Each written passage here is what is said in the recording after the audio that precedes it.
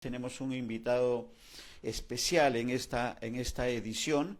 Está con nosotros el doctor Reinaldo López Viera, politólogo, constitucionalista, internacionalista también, y con algunas proyecciones políticas importantes que la vamos a conocer en el desarrollo de la presente edición de Abriendo Puertas. Un saludo a nuestros televidentes que estamos en la costa, en la sierra y en la selva, doctor López, en el oriente peruano, pero también llegamos más allá a través de nuestra señal digital, porque llegamos a todo el mundo, y el saludo también a los 4 millones de compatriotas, los llamados PECs, y que tenemos la satisfacción de tener una audiencia importante en los países en los que se encuentran, especialmente en Asia, en Centroamérica, en Europa también la presencia de nuestros compatriotas en la audiencia nuestra es importante. Un saludo a toda nuestra audiencia, doctor López. Gracias, Néstor. Quiero saludar a toda la audiencia de Abriendo Puertas. Para mí es todo un honor estar aquí en un programa digital que se ve en costa, sierra y selva, es decir, en todo el territorio nacional y además más allá de las fronteras de nuestra amada patria. Bueno, dispuestos a comentar sobre los acontecimientos nacionales e internacionales, ¿no? Que tenemos una agenda interesante y la condición de politólogo, de internacionalista, de constitucionalista, creo que va a dar mucha claridad. Un primer comentario sobre el Papa. Joven, tienes 42 años, si no me equivoco. 40 años, te aumenté 2 años. 40 años, pero con todo el conocimiento de la realidad. ¿Qué significa esta elección de el continuador, el sucesor del Papa Francisco, que creo que está dejando una valla alta? Bueno, en realidad ya por las noticias que nos llegan es un cónclave bastante polémico, discutido por la elección que se nos viene, ¿no? Más o menos ya hay 4 candidatos que se están perfilando, 2 de ellos que prácticamente van a significar continuar la línea del Papa Francisco, una línea reformista, ¿no? Ahí está Luis Antonio Tagle, que es el candidato de Filipinas, está también Pietro, el cardenal de Italia, y una línea que de repente representa para muchos un retroceso al conservadurismo más radical, ¿no? Liderada por el señor Robert Sara, el cardenal Robert Sara de Guinea, de África, ¿no? Este cónclave que se celebra para elegir al nuevo representante y líder del Vaticano es un cónclave importantísimo para todo el pueblo católico, y esperemos que se llegue pues a dar el humo blanco, ¿no? En medio de estos candidatos que se están perfilando, y que obviamente todos los cardenales que están reunidos, menores de 80 años, allá en la Capilla Sixtina, están tomándose su tiempo, están tomándose la investigación, las discusiones, los acuerdos seguramente, para finalmente elegir a uno de ellos, ¿no?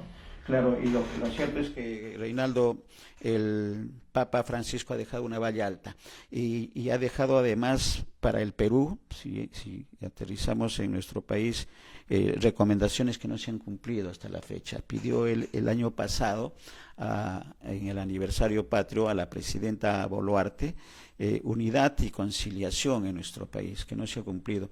Y 4 años antes, en el 2018, 6 años antes exactamente, en Palacio de Gobierno, hizo una invocación a luchar contra la corrupción, contra la minería ilegal, principalmente en la zona de la selva, porque estuvo en Madre de Dios, recordemos, que tampoco se han cumplido. Entonces, ¿cómo reacciona el peruano? ¿Cómo reacciona el joven profesional como tú frente a estas exigencias que hizo el Papa como guía espiritual, pero que no han sido cumplidas ni por Kuczynski en su momento, ni por Dina Boluarte en este momento, porque no solamente alcanza a estos 2 personajes políticos, sino a toda la clase política de nuestro país? Claro, hay que recordar que una de las cosas que se le resaltaba al Papa Francisco era el tema de la interacción, ¿no? con con las cuestiones sociales, con los pueblos, y dentro de ellas pues las demandas que justamente países como el Perú requerían que se solucionen: corrupción, lucha contra la delincuencia, el tema de llegar a tener igualdad de oportunidades, darle a los más necesitados. Y vemos pues que, como tú bien señalas, eso no se ha cumplido y ha quedado ahí simplemente como una petición del Papa Francisco, que en realidad representa la petición de los 34 millones de peruanos, que en realidad, más allá de que seamos católicos o no, estamos en la misma línea. Estamos cansados y hartos de que la delincuencia, la corrupción, la ineptitud de nuestros gobernantes haya ya rebasado cualquier tipo de límite y nos esté conduciendo a una situación de inviabilidad como Estado, que nos esté conduciendo a una anarquía, a un caos total de un gobierno que lidera a espaldas del pueblo. Sí, es una agenda pendiente. Si queremos decir lo que ha dejado el Papa para el Perú, es una agenda pendiente. Y vamos a entrar al terreno, si nos permites, Reinaldo, al terreno del candidato. Sabemos que eres precandidato por un partido político que quisiera que le cuentes a nuestros televidentes de qué agrupación política se trata y por qué un joven de 40 años entrar a la política y ser precandidato presidencial, nada menos. Bueno, mi partido es un partido nuevo, Perú Moderno, que es el que lleva el símbolo del puente que une a todos los peruanos. Este partido costó inscribirlo casi 20 años. Su fundador, que hace unos días partió a la eternidad, don Wilson Aragón, el famoso dueño de las frazadas Tigre, de la empresa Santa Catalina, fue un empresario que visionó no solamente representar a esos emprendedores del Perú, a esos emprendedores que son el músculo, que son la fortaleza económica del país, sino también visionó la construcción de un partido verdaderamente democrático, un partido de centro, que represente una corriente que no caiga en esta discusión inútil de izquierda o derecha, claro, sino que tengamos una concepción, una línea patriótica, ¿no? Y en ese sentido, Perú Moderno representa ello, y es un partido demócrata, y es tan demócrata que permite a un joven como yo, bueno, no tan joven en realidad, pero a alguien, digamos, relativamente joven en política, claro, entrar al terreno y darle la oportunidad, demostrando que efectivamente no es como otro partido que ya tiene un precandidato porque es el dueño, porque tiene el que tiene más dinero, es más mediático, no, sino que acá es una cuestión meritocrática, ¿no? Y ese es, digamos, el vivo ejemplo de lo que representa nuestro partido Perú Moderno. Y en esa línea, regresando al tema de la crisis, de la situación caótica de nuestro país de estos tiempos, y que tiene su reflejo, Reinaldo, en el tema de Patás, que creo que es la herida abierta, porque se trata no solamente de 13 peruanos jóvenes, porque las víctimas en Patás superan las 30 personas en toda esta etapa. ¿Qué significa para un joven esta situación de Patás, que se da un secuestro por sicarios, por gente que ejecutan órdenes de más arriba, un gobierno con un primer ministro, Reinaldo, que niega inicialmente la presencia y el secuestro, pero que son asesinados cruelmente? Huye supuestamente uno de los líderes y está al parecer en Colombia, y el gobierno actúa después de los hechos consumados, totalmente fuera de la realidad. ¿Cuál es la opinión? Y ya no solamente como joven peruano, sino como precandidato, ¿cuál es la posición? ¿Qué es lo que se debe hacer en una situación así, si es que tuvieras el poder de decisión? El problema del Perú pasa por una cuestión de toma de decisión, voluntad política. En realidad, la delincuencia social no se puede combatir o no se puede eliminar cuando por encima de ella está la delincuencia política. Lastimosamente, detrás de todos estos sicarios, estos extorsionadores, estos criminales, están las autoridades políticas. Las autoridades políticas que no solamente debido a su negligencia, sino debido a sus intereses, fomentan todo este tipo de situación y nos han llevado a este desastre. En realidad, lo que se requiere en el Perú es una renovación total y absoluta de su clase política. Esta partidocracia ha caído en una situación degenerativa total y tiene que cambiarse. Eso es uno de los motivos que a mí me anima a saltar del mundo académico al mundo político, porque no puedo dejar morir a mi país. Y es, creo que, la voz de muchísimos peruanos, de jóvenes, de emprendedores, de trabajadores, que se sienten ya hartos de que la delincuencia y su matrimonio, que es la corrupción, haya rebasado todo esto y no nos permita crecer como país. Se nos dice que crecemos, las cifras crecen, pero interiormente el país se desangra.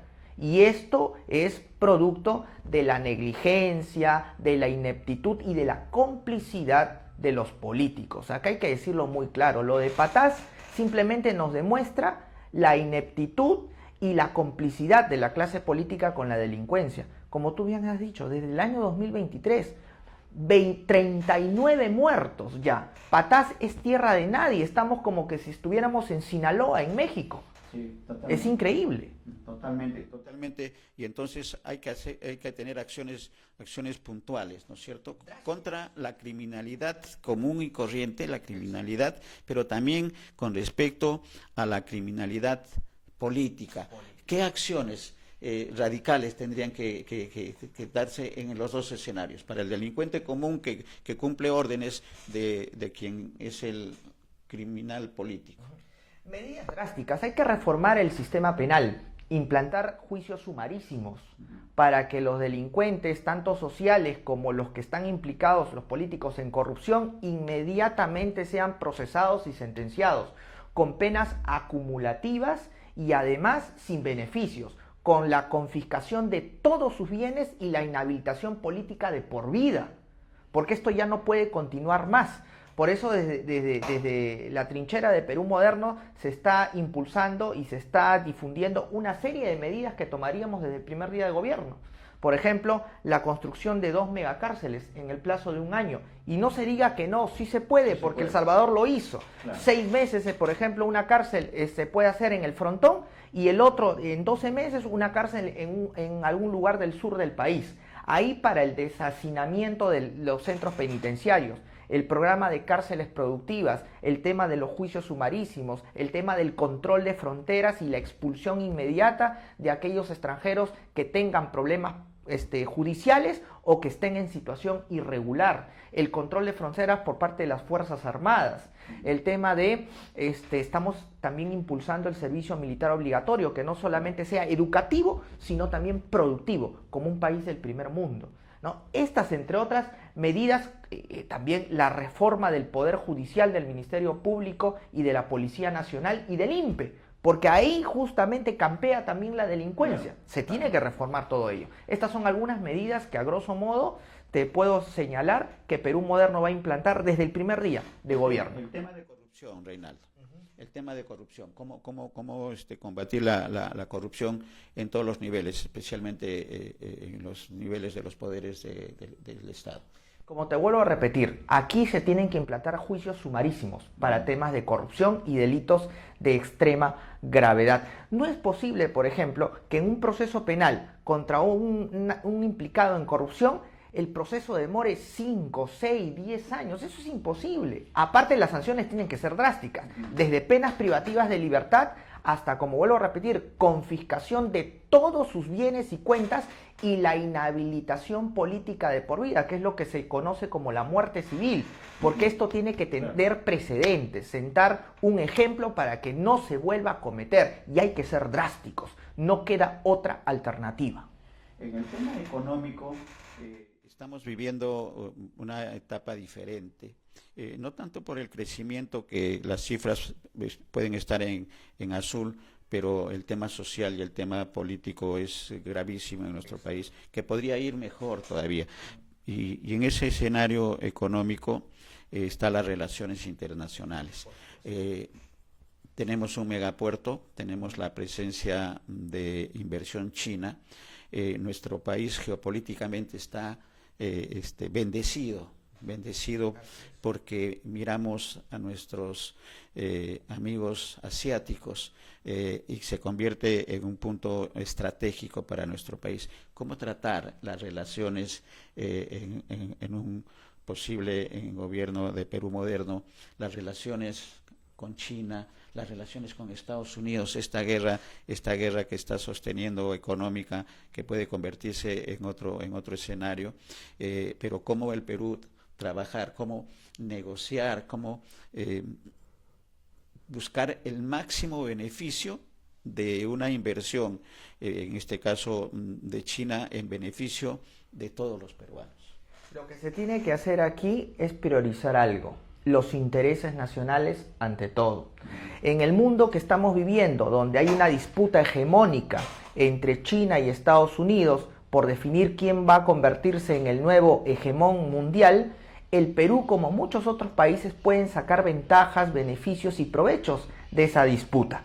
Y justamente esos beneficios tienen que ir en función a los intereses nacionales. Tú bien lo has dicho, por ejemplo, tenemos un megapuerto, el megapuerto Chancay, que nos va a permitir exportar nuestros productos al mercado más importante del mundo, que es el mercado asiático, que más o menos tiene una población de 3.000 millones de seres humanos. Pero acordémonos que nosotros debemos convertirnos en el hub portuario de Sudamérica, y para eso hay dos grandes proyectos que Perú Moderno va a impulsar desde el primer día también: la construcción del megapuerto de Corío en Arequipa y la construcción del megapuerto de Etén en Chiclayo, además de la repotenciación de nuestros puertos en Hilo y en el Callao. Si nosotros logramos hacerlo, realmente el Perú se puede convertir en el corazón neurálgico y en el país potencia regional en Sudamérica. Pero eso también tiene que venir acompañado con toda una renovación de infraestructura: carreteras, puentes, la interconexión de todo el territorio nacional. Eso es importantísimo para poder sacar nuestros productos. Claro, y en esa línea, fuentes de trabajo, ¿no? Fuentes de trabajo para los jóvenes y capacitación, porque queremos entrar en esa línea, Reinaldo, al tema de la educación. Una revolución en la educación. La educación actual no representa y no refleja los retos que se van a venir. Yo te comento. Nosotros necesitamos una revolución educativa en conocimientos y en valores. Recordemos que estamos en el siglo XXI, el siglo de la ciencia, la tecnología y la innovación, donde la tecnología es el arma principal para que los países puedan salir del subdesarrollo. Con una educación anclada en el siglo XIX no hacemos nada. Tenemos que reformar totalmente el sistema educativo, y sí se puede hacer, estimado Néstor. Nosotros destinamos el 5% del Producto Bruto Interno a educación. Inclusive estamos por encima de otros países. Estamos casi a nivel de China, de la India. Pero ¿por qué entonces nuestra educación está tan venida menos?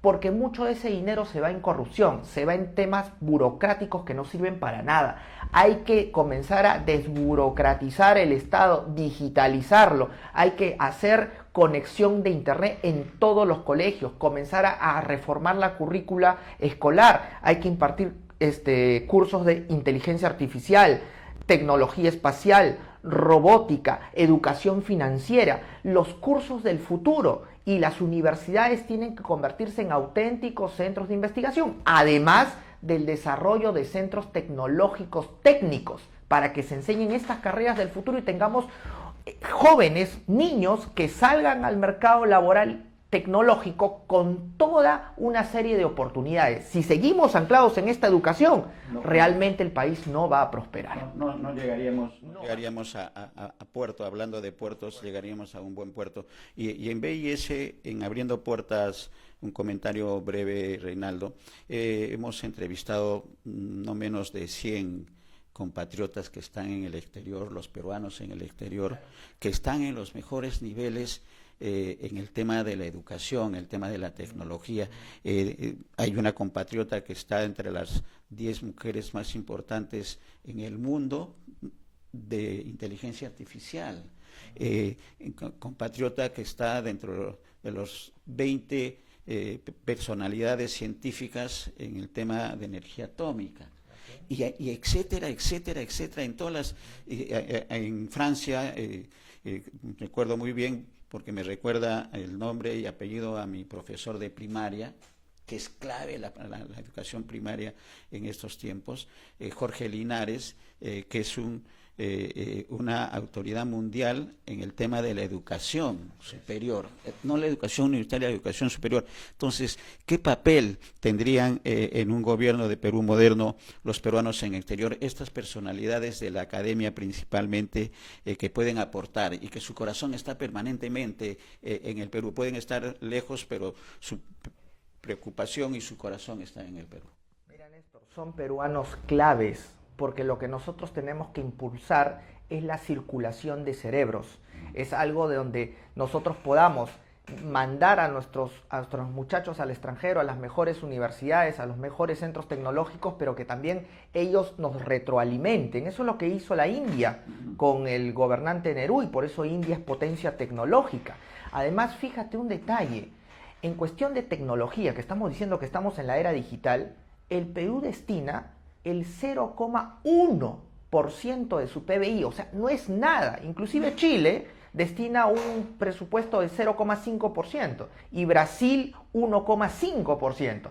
Si no destinamos presupuesto para tecnología, ciencia e innovación, nos quedamos rezagados. Por eso, Perú Moderno va a impulsar la creación de un Ministerio de Tecnología, Ciencia e Innovación, que sí se puede hacer, claro, teniendo en cuenta que las Naciones Unidas recomienda que el PBI para educación debe ser 6% y nosotros lo tenemos en 5%, ese 1% iría destinado en principio a este Ministerio de Ciencia, Tecnología e Innovación, obviamente para que pueda en el transcurso de los años ser aumentado progresivamente de acuerdo a los avances que tenga. Y ahí entraría en escenario la brillante oportunidad y la necesidad de apoyo de estos peruanos triunfadores en el extranjero. Sí, es una buena noticia, sobre todo para la gente de Concitec, que siempre ha peleado Montoya. Estamos recordando ahorita al científico, al doctor Mellado también, que forman parte del doctor Verástegui, también, que forman parte y han sido ejecutivos en Concitec y que han luchado siempre sin ser escuchados para una mejor atención al tema de la investigación, la ciencia y la tecnología. Es fundamental. Hay un tema también que quisiera conocer la opinión, Reinaldo, y tiene que ver con los conflictos. Hemos dado a conocer uno de los titulares, conflictos armados, las guerras, que creo que en estos tiempos preocupan más de lo necesario, y hemos dado a conocer un tema de India. Hablabas de India como un ejemplo tecnológico en el inicio de acciones bélicas con Pakistán, pero también sin olvidar que Ucrania se está desangrando, igual en el Medio Oriente, con este conflicto de Israel con Palestina. ¿Cuál es la opinión del joven peruano con respecto a estos, y precandidato presidencial con respecto a estos temas bélicos? 3 puntos. Desde el punto de vista mundial, recordemos que en este reacomodo geopolítico, donde 2 superpotencias se disputan la hegemonía, van a haber conflictos colaterales. Ya hay uno, Ucrania versus Rusia, hay otro en Medio Oriente, Israel en la Franja de Gaza, y ahora estalla un conflicto que puede resultar siendo muy alarmante, porque estamos hablando de 2 potencias nucleares, Pakistán, la India. Es un primer punto. Segundo punto, analizando rápidamente el conflicto, lastimosamente desde 1947, cuando se independizó la India, lógicamente la India se dividió en 2. Pakistán con mayoría musulmana y la India con mayoría de religión hindú. Desde ese momento la disputa se ha centrado en un territorio, el territorio de Cachemira. Pero fíjate que Cachemira no solamente tiene una disputa entre la India y Pakistán, sino que también ahí está China. Y la disputa también detrás va por los recursos naturales. Acuérdate que del Tíbet nacen las cuencas hidrográficas de ríos, por ejemplo está el río Indo. Entonces, imagínate si mañana China o Pakistán cortan el acceso de agua a la India se queda sin agua. Entonces, justamente todos estos pormenores generan una preocupación alarmante, porque ya la India ha atacado, se espera la respuesta de Pakistán, pero detrás de ellos comienzan los actores geopolíticos mundiales, Estados Unidos, misma Rusia, la China. Entonces, eso es una situación compleja. Y el tercer punto, ¿cómo lo ven los peruanos? Nosotros tenemos que ser conscientes que en un mundo de reacomodo geopolítico, la defensa es importante. Nos estamos dando cuenta que las guerras pueden estallar en cualquier momento.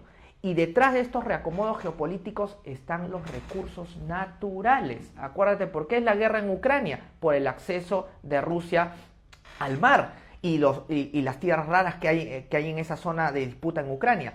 ¿Por qué es la guerra en Medio Oriente? Por el acceso a las zonas petrolíferas que están al frente de la Franja de Gaza. ¿Por qué está el conflicto en Cachemira? Por los recursos hídricos.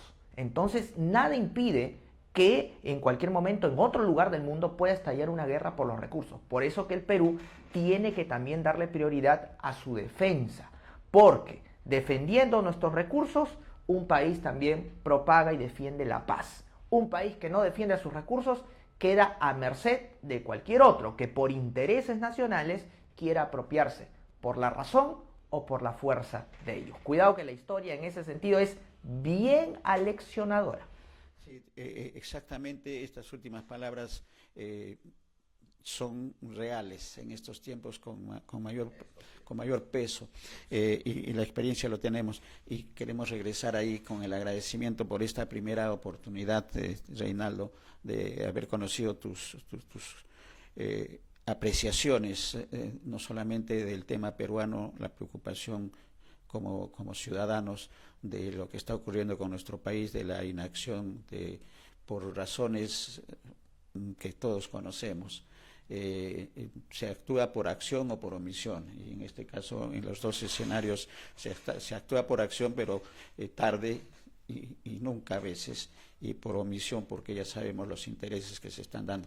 Y es importante en esa línea el tema espiritual, el tema de la Iglesia, el tema de lo que está ocurriendo en el Vaticano con la elección del nuevo Papa, que tiene que seguir la línea. Esperemos que se siga la línea progresista, que se identifica con los pobres. Y eso creo que es importante, por lo que todavía nosotros estamos en una situación complicada en el tema de la distribución justa de los beneficios que un Estado tiene que ofrecer a sus ciudadanos.